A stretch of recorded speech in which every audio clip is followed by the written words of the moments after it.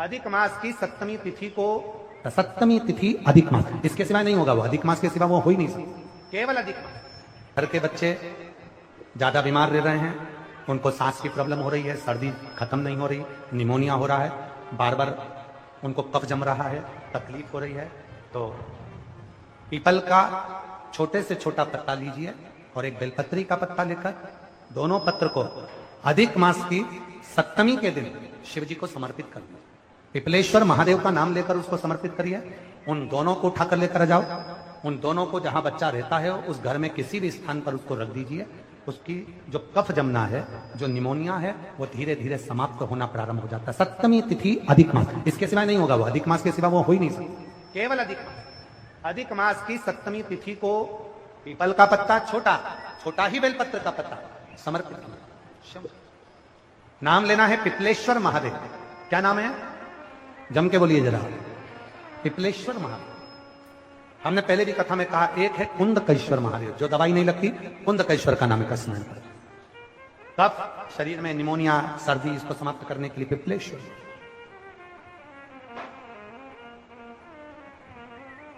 पिपलेश्वर महादेव। शिव पंचायत में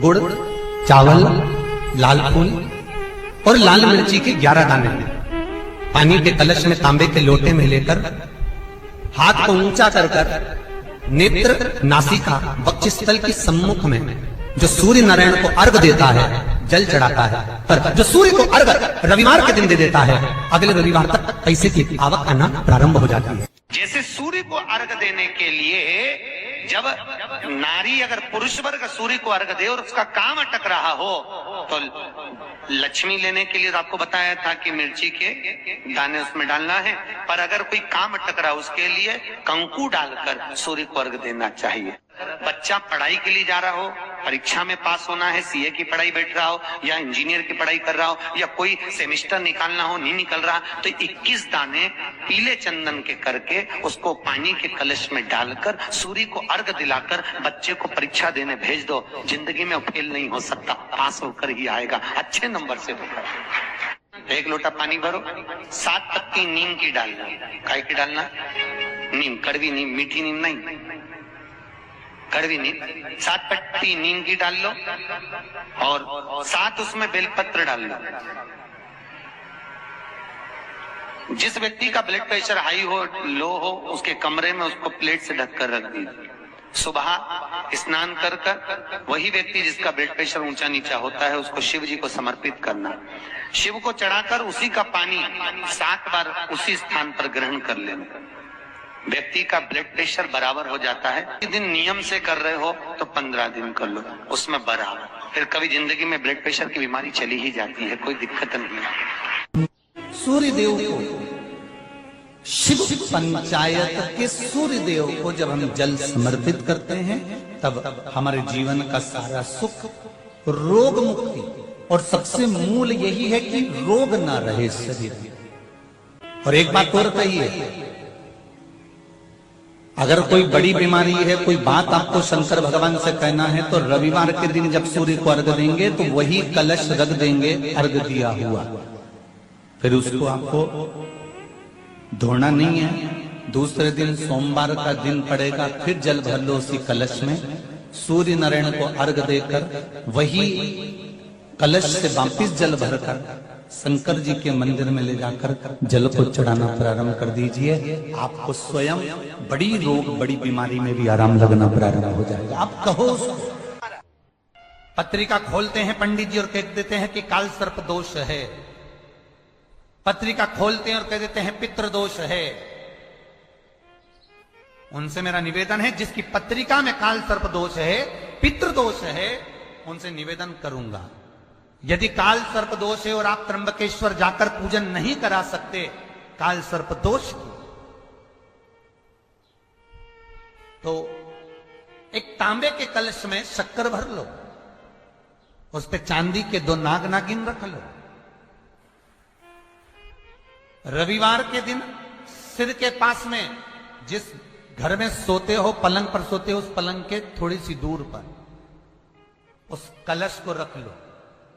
सोमवार को स्नान करो, सुबह जल्दी उठकर दोनों नाग नागिन की पूजन करो, घर में किसी से ज्यादा बात ना करो, स्नान कर कर पूजन कर कर थोड़ा सा कटोरी में कच्चा दूध लेकर उस नाग नागिन पर चढ़ाकर पूजन कर कर सफेद फूल दो चढ़ाकर उस कलश को ले जाओ और शंकर जी के शिवलिंग पर ऐसे अर्पण कर दो।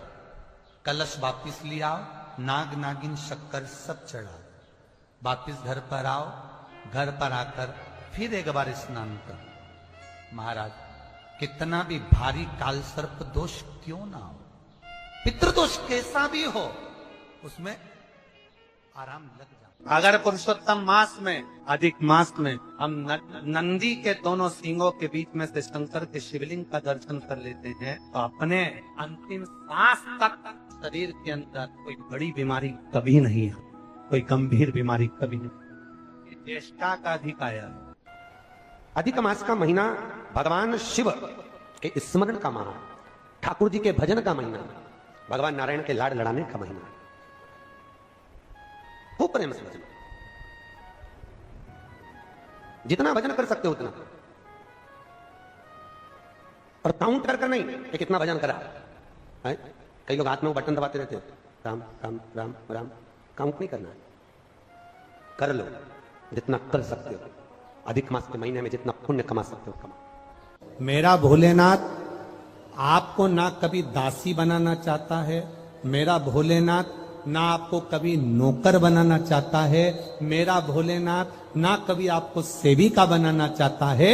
मेरा भोलेनाथ तो आपका हाथ पकड़कर इस संसार सागर से, भव सागर से उन्नति की ओर आगे बढ़ाना चाहता है। वो आपको डूबने नहीं देगा, वो आपको नष्ट नहीं होने देगा, वो आपको तकलीफ में नहीं आने देगा, वो आपको कष्ट की ओर नहीं जाने देगा। वो शिव तत्व है, वो शंकर, वो खड़ीपुताना, मेरा देवादित्य महादेव, वो शिव तत्व है। सुयशा मैं तुम्हें दासी नहीं बना सकता, सुयशा मैं तुम्हें सेविका नहीं बना सकता।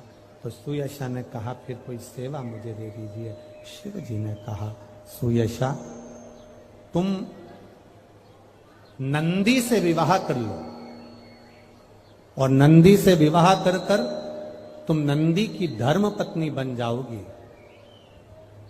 और नंदी की अगर धर्म पत्नी तुम बन गई तो जिस जगह पर नंदी मेरे मंदिर के बाहर बैठा रहेगा,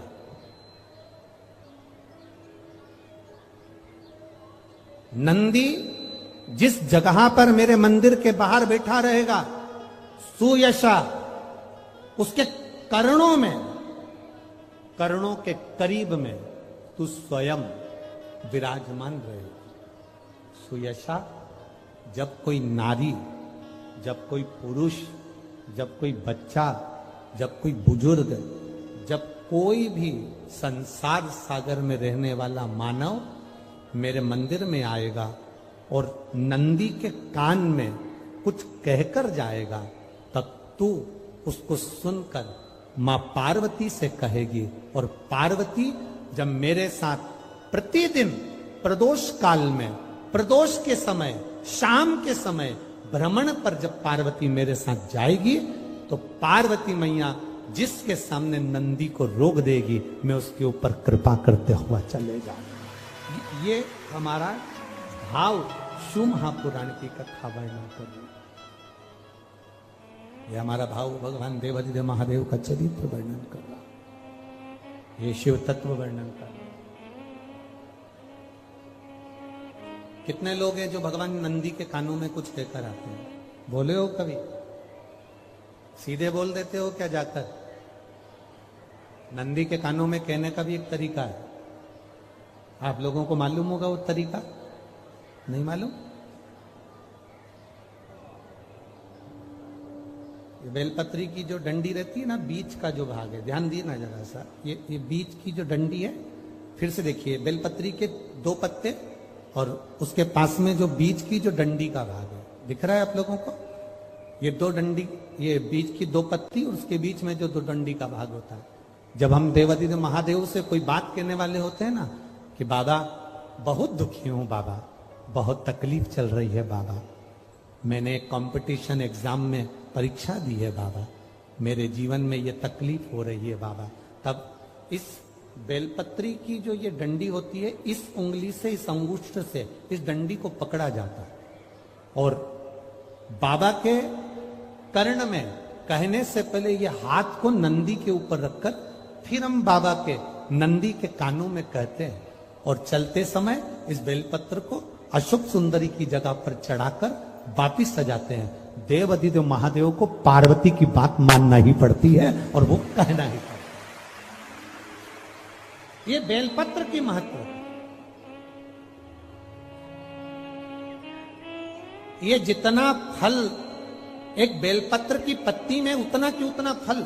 हम आपसे फिर कहेंगे, कभी मौका मिल जाए जिंदगी में, कभी तुम्हारे जीवन में अगर मौका मिले और कहीं बेलपत्री का वृक्ष मिल जाए जिसकी छांव तुम्हारे ऊपर पड़ रही हो, तुम्हारे ऊपर अगर बेलपत्री की छांव पड़ रही हो, उसके नीचे बैठकर कभी मौका मिले, एक बेलपत्री का पत्ता मात्र रखकर आप शिव जी का नाम लेकर जल भी अगर समर्पित कर रहे हो ना, तो वो 12 ज्योतिर्लिंग को जल चढ़ाने के बराबर फल प्रदान कर।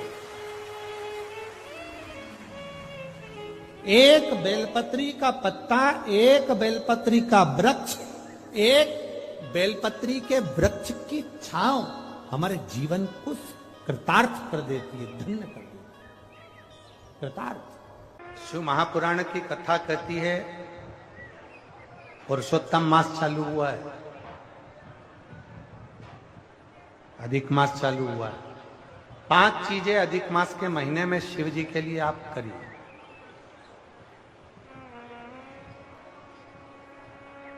तीन वर्ष में एक बार अधिक मास आता है, पुरुषोत्तम मास आता है। हम पूरी कथा पुरुषोत्तम मास की भी आपको कथा के बीच में कहेंगे।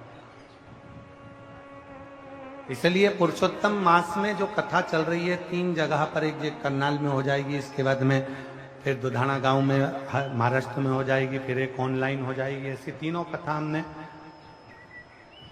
अधिक मास पार्ट 1, अधिक मास पार्ट 2, अधिक मास पार्ट 3, इस नाम से हम इस कथा को दिए। पूरे पुरुषोत्तम मास में, अधिक मास में आपको 3 कथाएं हम श्रवण कराएं, बाबा की कृपा हुई तो। और उन तीनों कथाओं का क्रम, शिव को कैसे रिझाया है। 5 चीजें धारण करो। आज 17 मई से अधिक मास प्रारंभ हुआ है, जो 15 जून तक चलेगा। इस 15 जून तक के अधिक मास में 5 चीजें अपने अंदर धारण करना है। पहले नंबर का, शिव जी को 1 लोटा जल सुबह से लेकर शाम तक के बीच में कभी भी चढ़ाना जरूर। दूसरा, शंकर जी के मंदिर में या बेलपत्री के नीचे या तुलसी के क्यारे के पास में एक दीपक अवश्य लगाएं। चाहे सुबह लगाएं, चाहे शाम को लगाएं, तुम्हारी मर्जी पड़े तब। दीपदान जरूर करो, जल जरूर चढ़ाओ। तीसरा, एक बेलपत्री को रख लें और उसी बेलपत्र को पहले दिन से लेकर 17 मई से लेकर, अधिक मास के पहले दिन से लेकर अधिक मास के आखिरी दिन तक 15 जून तक एक ही बेलपत्र को एक कागज में या किताब में उसको रख लें। उसको रोज शिव जी को समर्पित करें। श्री शिवाय नमस्तुभ्यम बोलकर अपनी कामना करें। वापिस उठाकर उसको अपने किताब में रख लें।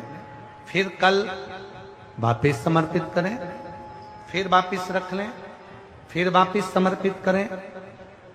1 महीना अधिक मास का, पुरुषोत्तम मास का, यदि एक ही बेलपत्र को सर्वत्र चढ़ाया जाए, उसी बेलपत्र को बारंबार समर्पित करा जाए और उस बेलपत्र को अधिक मास पूर्ण होने के बाद फिर उसको जो आप मालपुआ दान करते हैं, उस मालपुए के साथ अगर दान कर दें तो जिंदगी में कभी किसी के दरवाजे पर हाथ नहीं फैलाना पड़ेगा। भगवान इतनी बरकत